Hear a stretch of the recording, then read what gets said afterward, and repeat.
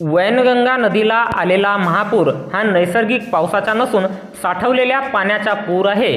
त्यामुळे भंडारा जिल्ह्यातील अनेक शेतकऱ्यांच्या शेतात पुराचे पाणी शिरून मोठ्या प्रमाणात नुकसान झाले आहे।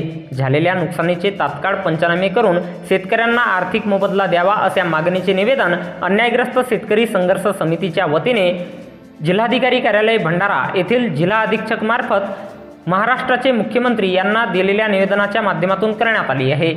भंडारा जिल्ह्यात असलेले गोसेखुर्द धरण, बालाघाट जिल्ह्यातील संजय सरोवर आणि गोंदिया जिल्ह्यातील सिरपूर कालीसराड तसेच भंडारा जिल्ह्यातील बावनथडी धरणात मोठ्या प्रमाणात पाणी साठवून ठेवलेला असतो।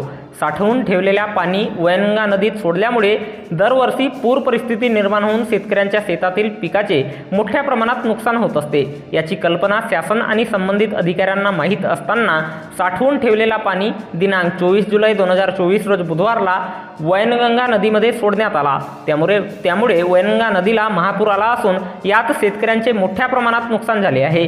हा नैसर्गिक पावसामुळे आलेला पूर नाही। या आलेल्या पुरामुळे अनेक शेतकऱ्यांची शेतजमीन आणि पीक पुराच्या पाण्याखाली आले असून शेतमालाचे आणि शेतकऱ्यांचे मोठ्या प्रमाणात नुकसान झाले आहे। भंडारा जिल्ह्यात नुकतेच धान पिकाच्या रोवण्या केल्या असून काही शेतकरी रोवणी करीत आहेत। त्यासाठी अनेक शेतकऱ्यांनी कर्ज काढले।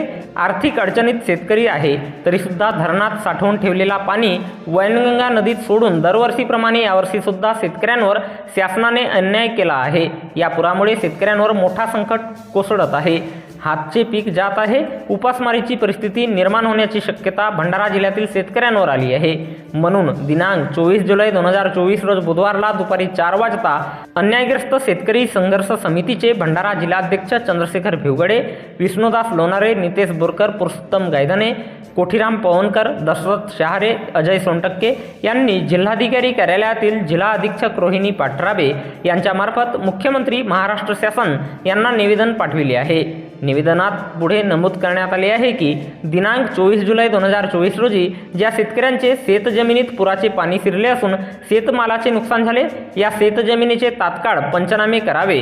पुराच्या पाण्याखाली आलेली शेतजमीन कायमस्वरूपी संपादित करून त्या शेतकऱ्यांना जमिनीचा आर्थिक मोबदला देण्यात यावा।